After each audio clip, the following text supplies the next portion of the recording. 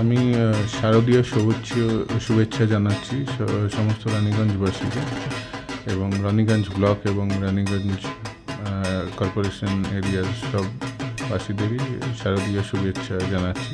আর আশা করছি সবাই পুজো যেন ভালোভাবে কাটে, আনন্দে কাটে। আমি এটাও আশা করছি যে এই পুজোটা সবাই নিয়ম শৃঙ্খলা মেনে তারপরে মেনে দেখবেন, তাহলে আরও সুন্দর পুজো হবে এবং ক্লিনলিনেসটাও দেখতে হবে। নিজের পার্সোনাল যে ট্রাফিক রুলস এবং সব নিয়ম শৃঙ্খলা ওগুলো মেনে চললে পুজোটা আমার মনে হয় আরও সুন্দরভাবে সবাই কাটবে। আমি আশা করি সবাই নিয়ম শৃঙ্খলা মেনে চলবে। আর সবাই আরেকবার সবাইকে অনেক অনেক শারদীয় শুভেচ্ছা জানাচ্ছি।